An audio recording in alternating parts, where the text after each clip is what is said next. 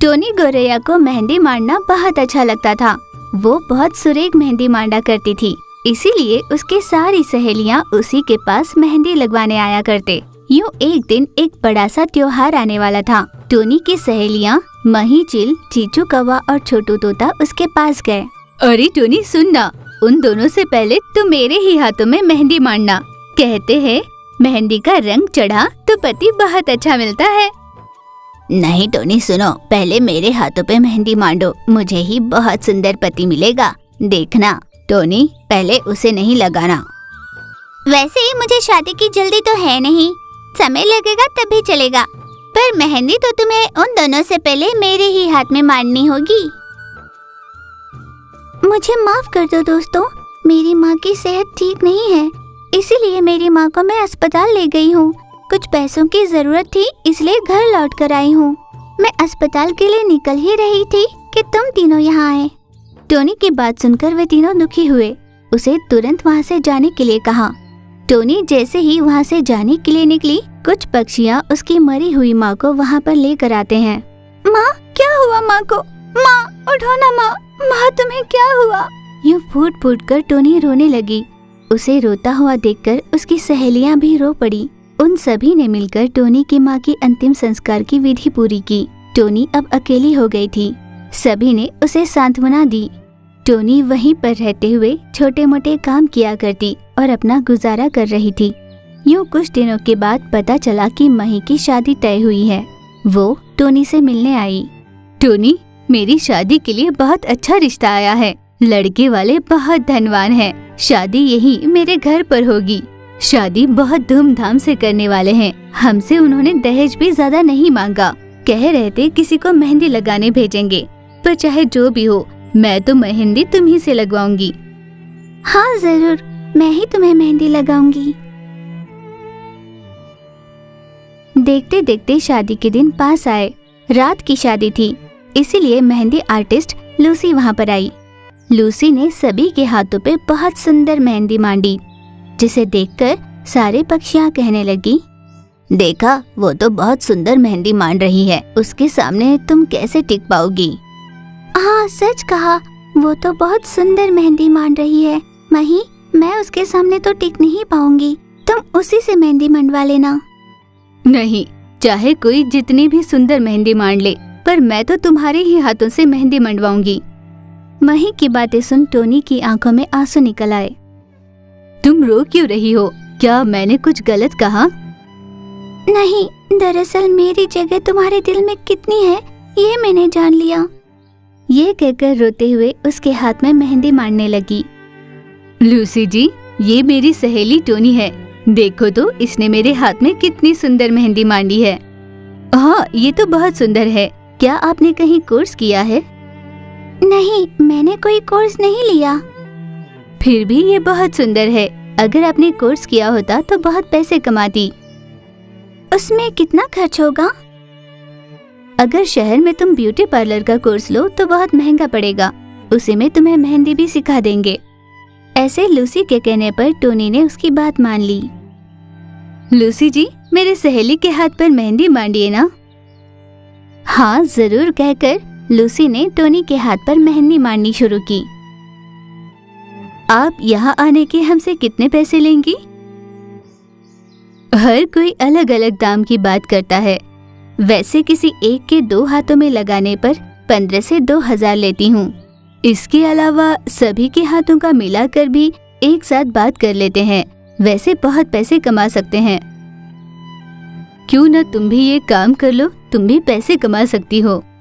हाँ मही, पर उसके लिए बहुत पैसे लगेंगे। मेरे पास तो पैसे नहीं है ना। रहने देना दोस्त, मेरी जिंदगी इसी खेत के कामों और छोटे मोटे कामों तक ही सीमित है। ऐसे उदास होकर टोनी ने कहा। उसके बाद शादी धूमधाम से हो गई और टोनी वहाँ से वापस चली गई। कुछ ही दिनों बाद उसकी एक और सहेली चीचू की भी शादी तय हुई। इस तरह एक एक कर उसकी सभी सहेलियों की शादी हो गई, पर टोनी की शादी नहीं हो पा रही थी। वजह ये थी कि उसके पास कोई जमीन जायदाद नहीं था। मेरे माता पिता मेरे साथ नहीं, अभी मेरी सहेलियां भी मुझे छोड़कर चली गई। कुछ काम कर आगे बढ़ने की सोचो तो मेरे पास पैसे नहीं। मेरे पास जायदाद नहीं, इसलिए अब मेरी शादी भी नहीं होगी। मैं अकेली ही रह जाऊंगी। यूं रोते हुए भगवान से वो प्रार्थना करने लगी। इतने में वहाँ पर रोशनी हुई। वो और कोई नहीं, टोनी की माँ की आत्मा थी। बेटा टोनी, तुम घबराओ मत, मैं तुम्हारी माँ हूँ, तुम्हारी मदद करने आई हूँ। मैं तुम्हें एक चमत्कारी तोहफा दूंगी। माँ की आत्मा ने उसे कहा कि ब्यूटी पार्लर के कोर्स के बिना ही उसे वो कुछ ऐसी शक्तियाँ देगी जिससे वो बहुत सुरेख मेहंदी मारने लगेगी। ये कहते ही टोनी तुरंत शहर के लिए निकल पड़ी। वहाँ पर उसने अद्भुत मेहंदी के डिजाइन लगाकर खूब पैसे कमाए। शहर में टोनी ने अपना खुद का ब्यूटी सैलून खोल लिया। अच्छे नाम के साथ साथ उसने बहुत सारे पैसे भी कमाए।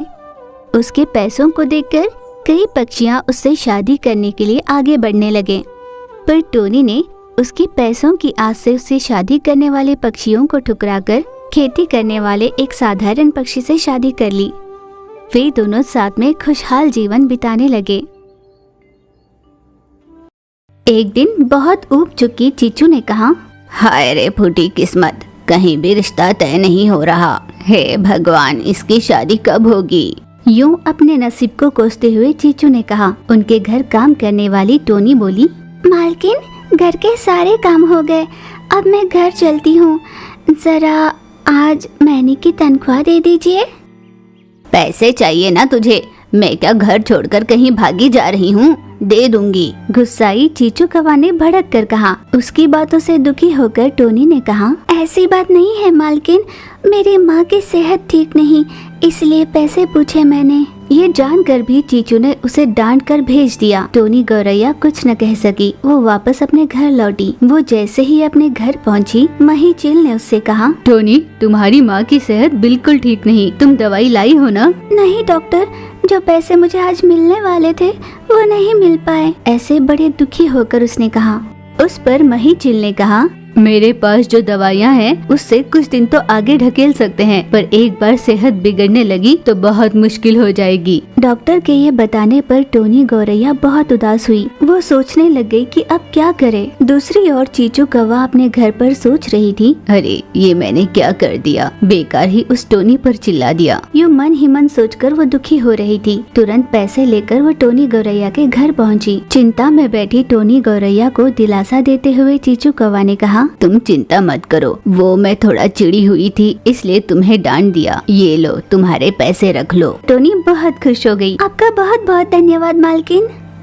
टोनी तुरंत पैसे लेकर दवाई लाने के लिए चल पड़ी। चीचू कौवा भीतर वाले रूम गई। पलंग पर लेटी हुई टोनी की माँ से चीचू ने पूछा, अब आपकी सेहत कैसी है? सेहत और कैसी रहेगी मेम साहब, बेचारी मेरी बेटी टोनी मेरे लिए बहुत मेहनत कर रही है। मेरी समझ में नहीं आता कि मैं क्या करूं। बस यूं निढाल होकर पड़ी हूँ। भगवान ने हमारी किस्मत ही ऐसी लिखी है, क्या कर सकते हैं। मैंने सोचा था मेरी बेटी ब्याह कर जाएगी।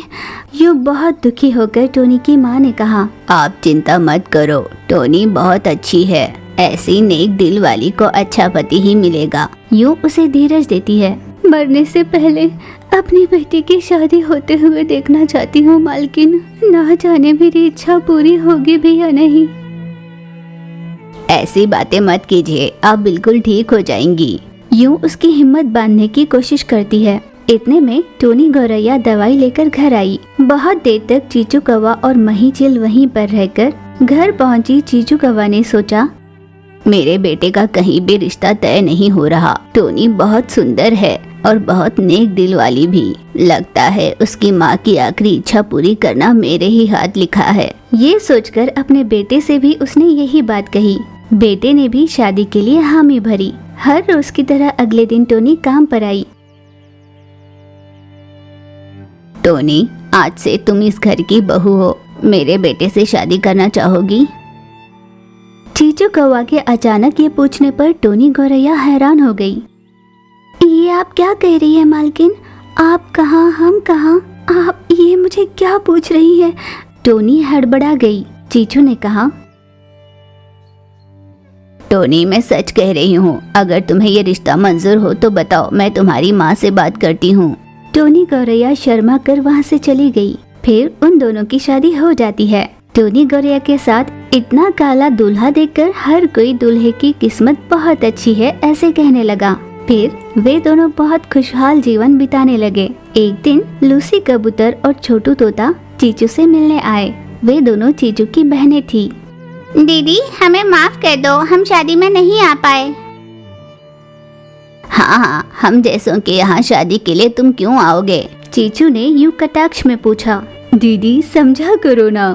यूं वो बात कर रहे थे, इतने में टोनी बाहर आई। दीदी ये अपने घर की नौकरानी है ना? तुमने इसको बहू बनाया? हाय हाय, पूरे खानदान की इज्जत मिट्टी में मिला दी आपने। यूं बेधड़क उसकी निंदा करने लगे। इज्जत से बात करो, अब वो इस घर की बहू है। अगर तुम्हें दिक्कत है तो तुम दोनों यहाँ से चली जाओ। यूं साफ साफ उन दोनों के मुंह पर कह दिया। वे दोनों कुछ न कहकर भीतर चले गए। घर पर बना सारा खाना पेट भर खा लेते हैं और अपनी मनपसंद सारी चीजें उससे बनवा लेते हैं और सारे छोटे बर्तन टोनी के पास धोने के लिए दे देते हैं। बेचारी टोनी बोरवेल पंप के नीचे बैठकर वो सारे बर्तन धोने लगती है। जैसे ही बर्तन धोने खत्म हो जाते, वे दोनों फिर से और लाकर डाल देते। ये देखकर टोनी के पति ने उन दोनों से कहा, क्या मेरी पत्नी तुम दोनों को काम वाली नजर आती है? आप दोनों में थोड़ी भी अकल है या नहीं? कितना सारा काम करवाते हो उससे। यूं भड़के हुए पति ने उन दोनों से कहा, ये अपनी पत्नी के प्यार में इतना पागल हो गया है, मासियों से कैसे बात करना ये भी भूल गया। नाराज होकर मासियों ने उससे कहा, सुनिए जी, आप चुप रहिए ना, आप कुछ नहीं जानते। टोनी अपने पति को रोकने की कोशिश करने लगी। झगड़ा इतना बढ़ गया था कि चीचू कौवा भी वहाँ पर आई। उसने झगड़े की वजह पूछी तो बेटे ने सारी बात बताई।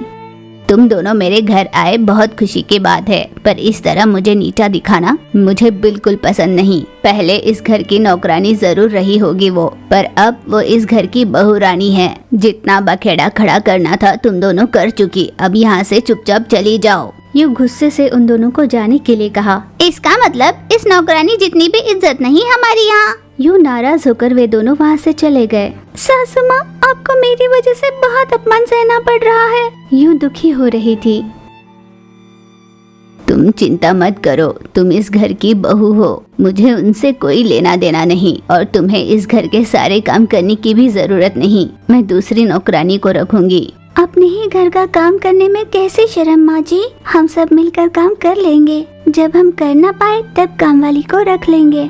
टोनी के ये कहने पर चीचू कौवा ने कहा, मैं जानती थी तुम कितने नेक स्वभाव की हो, इसीलिए तो मैंने तुम्हें इस घर की बहू बनाया। टोनी अपने माँ को भी अपने घर ले आई। माँ की देखभाल करते हुए अपने पति और सास का भी खूब ख्याल रखने लगी। इस तरह वे सभी साथ में बहुत खुशहाल जीवन जीने लगे।